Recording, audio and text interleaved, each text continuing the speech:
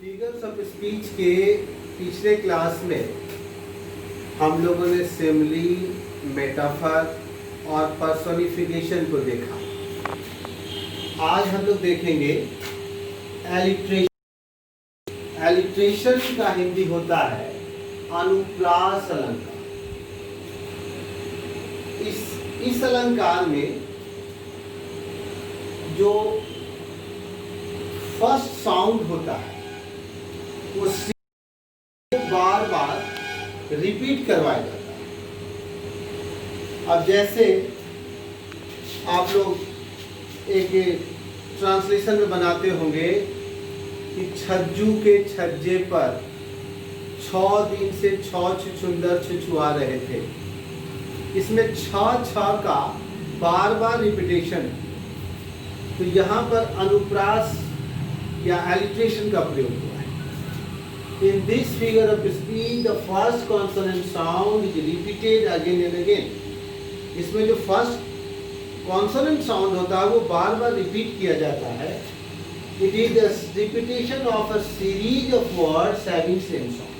तो series of words है, उसका फर्स्ट जो उच्चारण होगा वो सेम साउंड का होगा। उसका बार बार रिपीट अगर हर वर्ड्स में करें तो वो फिगर्स ऑफ स्पीच अनुप्रास या एलिट्रेशन कहलाता है। जैसे एग्जांपल देखिए, he was shelling the shell by the seashore। तो यहाँ शेलिंग श का उच्चारण, यहाँ शेल, फिर सी शोर, ये बार बार सेम साउंड का रिपीटेशन है। दूसरा एग्जांपल में देखिए, my dear dear is dear। मेरा प्यारा हिरन बड़ी महंगा है। तो यहाँ डियर, डियर और डियर, इसका बार बार रिपीटेशन है।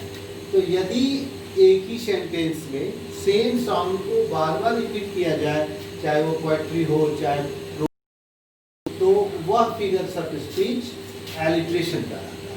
हिंदी में उसको अनुप्रास अलंकार कहते हैं। हाइपरबोल, अगला ये है फिगर्स ऑफ स्पीच हाइपरबोल। इसको हिंदी में कहते हैं अतिशयोक्ति। अतिशयोक्ति का मतलब हुआ किसी बात को बहुत बढ़ा चढ़ाकर कहना। In hyperbole a statement is made emphatic by overstatement. मतलब बहुत ज्यादा बढ़ा चढ़ाकर और जोर देने के लिए कोई बात कहना। It is extreme exaggeration of to lay emphasis. बहुत ज़्यादा बढ़ा चढ़ाकर कुछ कहने की जो प्रक्रिया है जोर देने के लिए, वह वहाँ पर ये हाइपरबोल का प्रयोग होता है।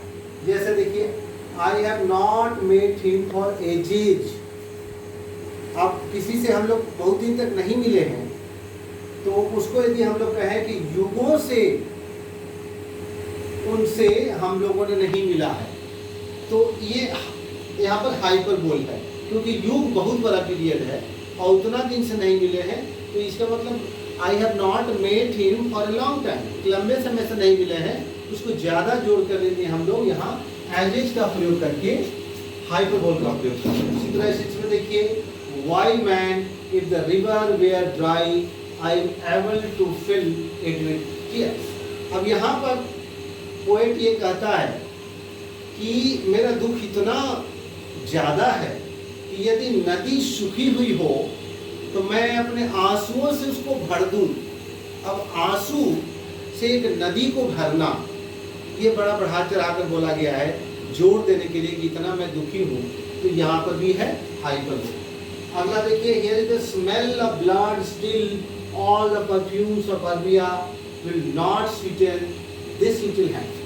अब यहाँ पर शेक्सपियर की ये लाइन है कि एक हत्यारा जब हत्या किया है तो वो कह रहा है कि हाथ में अभी भी स्मेल ऑफ ब्लड है, खून का महक है, दुर्गंध है। और all the perfumes of Arabia, Arab के जितने भी परफ्यूम्स हैं, जितने भी सुगंधित पदार्थ हैं, वो सब मिलके इस दुर्गंध को दूर नहीं कर सकते हैं। तो यहाँ पर ही बढ़ा चढ़ाकर बोला गया है कि इतना परफ्यूम मिल के भी इस दुर्गंध को नहीं दूर करेगा। तो ऐसा किसी बात को बहुत ज़्यादा बढ़ा चढ़ाकर जोर देने के लिए अगर कहा जाए तो वहाँ पर जो फिगर्स ऑफ स्पीच होगा वो कहलाएगा हाइपर। और हम देखते हैं इसमें कई भी हैं। पन, श्लेष अलंकार।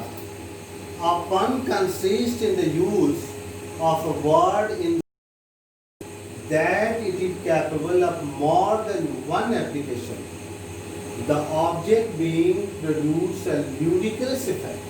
Ludicrous effect का मतलब हुआ हास्यप्रद ढंग से। तो यदि किसी बात को मजाकिये ढंग से कहा जाए, जोक यूजिंग वर्ड्स, तो वहां पर जो फिगर ऑफ स्पीच होगा वह श्लेष अलंकार या पन कहलाएगा। जैसे इज लाइफ वर्थ लिविंग, क्या जीवन जीने लायक है? It depends upon the liver, वो लीवर पर डिपेंड करता है। तो ये मजाकिये तौर पे कहा गया है कि लाइफ तभी वर्थ लिविंग होगा जब उसका लीवर ठीक होगा। उसी तरह से an ambassador, a man who lives abroad for the good of his country. Ambassador, राजदूत, जो हर देश दूसरे देश में रखता है, दूसरे देश से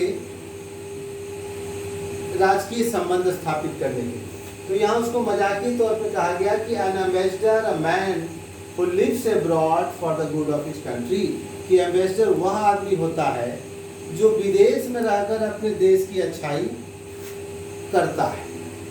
उसी तरह से देखिए अगले एग्जाम्पल में, व्हेन टू ऑर्थोपेडिस्ट, यदि दो हड्डियों के डॉक्टर स्टार्टेड न्यू सर्जरी, मिलकर एक नया सर्जरी स्टार्ट करते हैं, तो it was a joint operation, तो ये ज्वाइंट ऑपरेशन होगा। यहाँ पर मजाक के तौर पे कहा गया कि दो मिलकर ये काम कर रहे हैं, तो ये ज्वाइंट ऑपरेशन हुआ।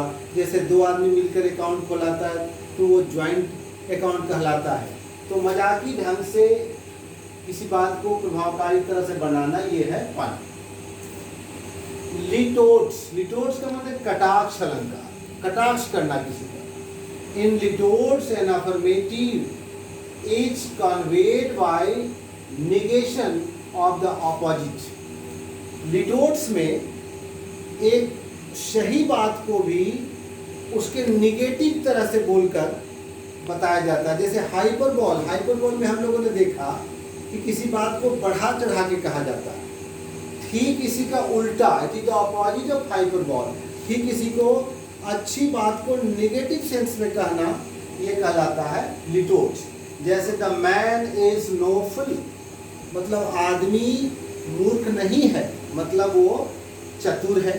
तो इसको द मैन इज क्लेवर नहीं कह के निगेटिव में कहा जा रहा है कि the man is no fool, लेकिन नो फुल का मतलब यहाँ पर क्लेवर हो गया। इसी तरह से I am not a little surprise, कि मैं बिल्कुल थोड़ा भी सरप्राइज नहीं हूँ, मतलब बहुत ज़्यादा सरप्राइज हूँ। तो अफर्मेटिव बात को निगेटिव ढंग से कहना, ये कहलाता है लिटोट्स। इसको हिंदी में कहेंगे कटाक्ष अलंकार। ये हाइपरबोल का ठीक अपोजिट है। हाइपरबोल में जैसे किसी बात को बढ़ा चढ़ा के हम लोग कहते हैं, तो इसमें उसी को निगेटिव रूप में कहते हैं। तो ये था आपका फिगर्स ऑफ स्पीच, जिसको आप लोगों ने देखा आज।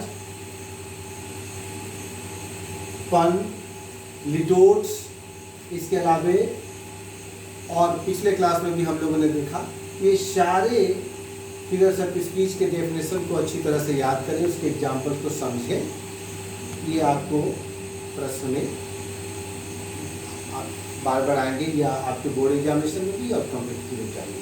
इसमें कुछ और इम्पॉर्टेंट फिगर्स ऑफ स्पीचेज हैं जो जिसकी अगले क्लास में हम लोग चर्चा करेंगे।